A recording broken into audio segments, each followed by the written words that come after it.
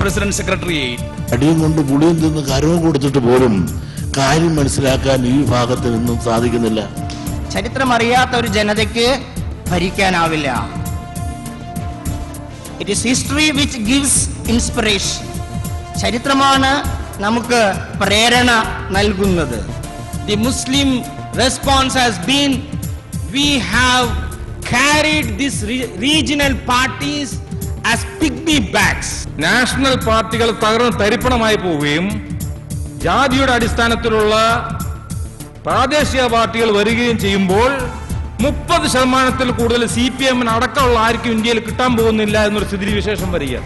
ഭിന്നതകൾ മറന്ന് ഐക്യപ്പെട്ട് പ്രവർത്തിക്കുവാൻ, ഒരുമിച്ച് മുന്നേറുവാൻ സമയം അതിക്രമിച്ചിരിക്കുന്നു. That is our right and we cannot say no.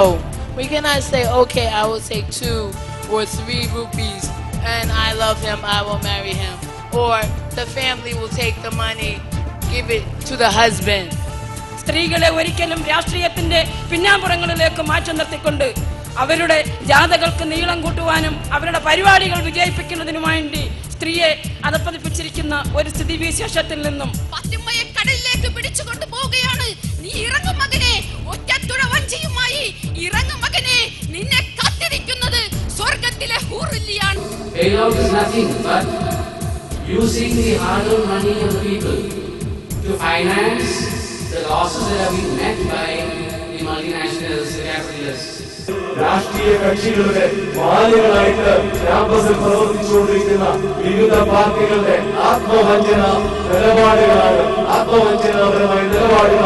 എന്നാണ് നാം തിരിച്ചറിയേണ്ടത്. കേരളത്തിൽ ഇന്ത്യയിൽ ഒരുപാട് വിദ്യാർത്ഥി പ്രസ്ഥാനങ്ങളുണ്ട്. ഈ 27% സംവരണത്തെ കുറിച്ചുള്ള ചർച്ച നമ്മുടെ രാജ്യത്ത് നടക്കുമ്പോൾ, അവര് മണ്ഡൽ കമ്മീഷൻ റിപ്പോർട്ടിന്റെ ചർച്ച നടക്കുമ്പോൾ ഇന്ത്യ മുഴുവൻ കത്തിയിരിക്കുകയാണ്. This majority of India, which is consumer of the media, should be activated to play its role. It's this objectivity, I think, which has got to be inculcated in the minds of the journalists, and the senior journalists, I believe, have to take this upon themselves as a duty. Congress is no less an enemy of the people than BJP.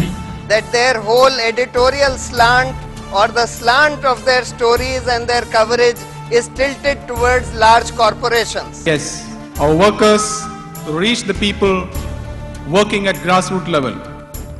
We listen to them. That is power to the people and positive politics.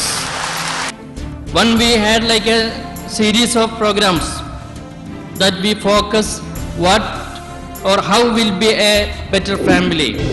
February 15-ന്